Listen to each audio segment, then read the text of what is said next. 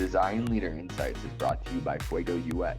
Fuego UX is a user experience consultancy focused on creating simple and intuitive digital experiences. Hey, Katherine, thanks so much for joining the show today. Hey, Alex, thanks for having me. Yeah, awesome. And do you want to give the audience a little bit of context and background in your journey in UX writing? Sure. Let's see. Short story, long road. I started transitioning into UX around like 2016, 2017. Started just freelance writing, and over the years built up a portfolio, quit my day job, went full-time freelance. Then I did a contract at Intuit, moved on to full-time life at LinkedIn, and Nice. bounced around a little bit. Now I'm at Google. I'm a senior UX writer on the help experience team and working on that help center. I think you might be the first, if not maybe the second UX writer to come on the show, which is awesome. We don't get to talk to you all a lot. But how should teams, be it UX teams, I don't know if every UX team has UX writer, and they probably should, or product teams or engineering teams, how should they collaborate and think about UX writing? That's a great question. You have hit the nail on the head that there is a real dearth of UX writers. So often teams might be making do with no writers or one writer who then burns out and tears all their hair out and has a lot of trouble.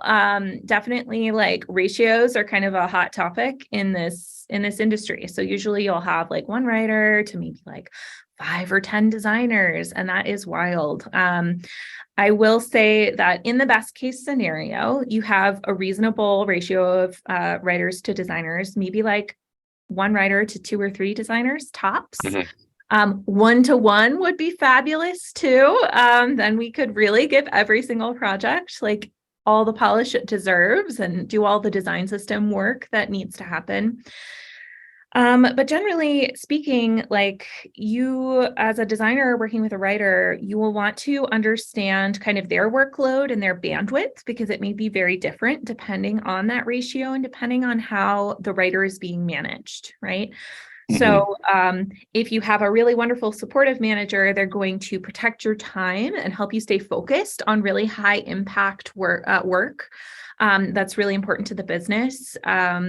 If you have a less good manager, then they're going to say, put out all the fires, handle all the strings, don't let anything ship without sprinkling a little bit of word fairy dust on it, which is not great because that is not really UX writing. That is like glorified and highly overpaid copywriting. And that's not where we want to be. We want to be working really deeply with our designers. We want to be, able to weigh in as much on the design as they do, really, and have our, designers help us with the words. So it's like a real back and forth, a real partnership. And those kinds of collaborations are really the best when you can swing it. Tell me about the mindset about research. Like walk us through kind of like the exploratory phases of either net new or maybe redesigning an experience from that UX writer lens. Like what goes into that process? Yeah. So the work of a UX writer is very, very similar to that of a UX designer. We just look at it from a slightly different lens. So we're going to be like hyper focused on questions of like terminology. So we might be thinking about like, well, what words do people use to explain the concepts that we need to communicate about? So we might be digging into things like support content. We might be like hyper focused on the transcripts to find like the vocabulary that pops up naturally throughout interviews. My big thing with research is whenever I look at the brief, I am hyper focused on what words are we introducing and what concepts are we introducing to through our questions, and can we delete those? Can we take away the jargon and can we make it plain language so that way we can discover through the interview what the person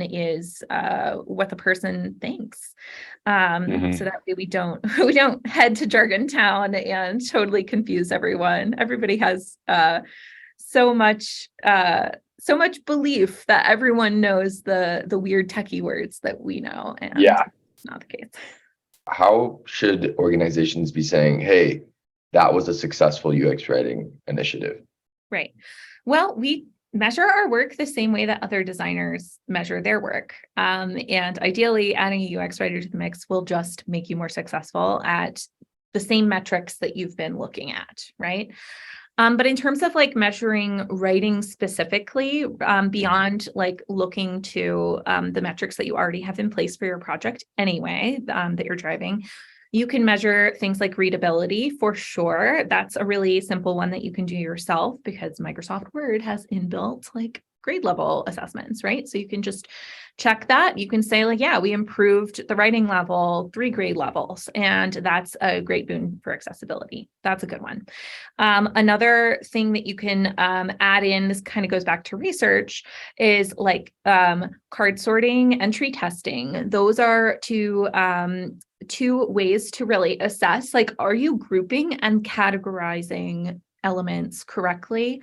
Are you using labels that are descriptive and that make sense to people? And you can kind of co-design that to really understand how to group things. That makes sense. And what about like incorporation into a design system, ensuring that UX writing is consistent throughout an organization or like a specific product experience? Yeah, that's a great question. I think there's a lot of chatter right now about like how can writing guidance be more integrated with the design system, because designers are looking at the design system and they're probably never going to open your separate style guide that you've so lovingly crafted. Yeah, we're really sad about that. So like as much as you can, like linking to the design system, can you start with some kind of like framework? You could actually write in your patterns to the components. So that's a really wonderful way to like encourage compliance and encourage designers to think about the words at the most basic level when they pull in a component to use. But yeah, we're also going to be building out like more specific kinds of guidance, like word lists, terminology, do this, not that.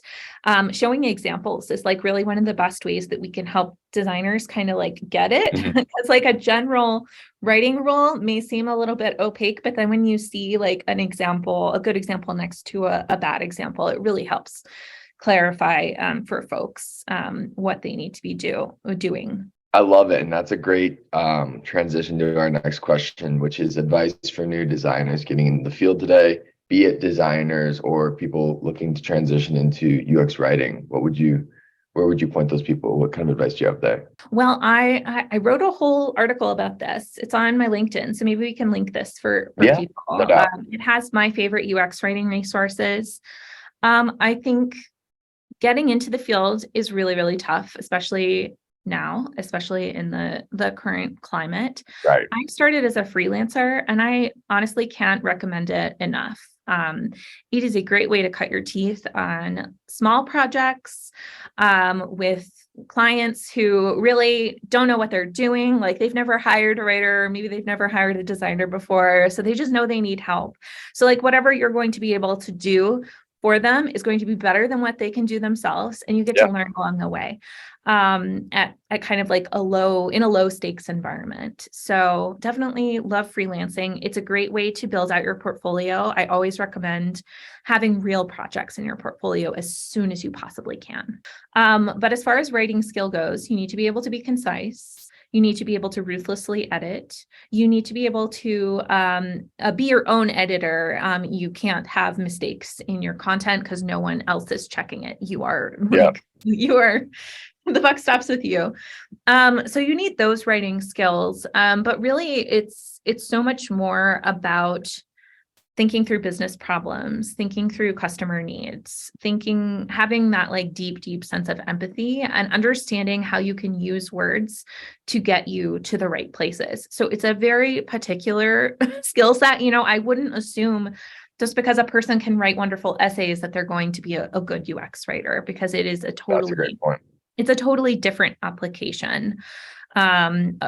Yeah, that's you can kind of string it together as I did from like a mix of freelance work and like just seeing something and knowing it could be better and practicing that and practicing communicating about why you made the choices you made. You really have to be able to speak to and justify every single word, every single line in this work. So having extremely clear thinking is really the only requirement, I would say. All right, Katherine, well, thank you so much for joining the show. These insights are awesome. Oh, thank you so much. Hope you have a great day.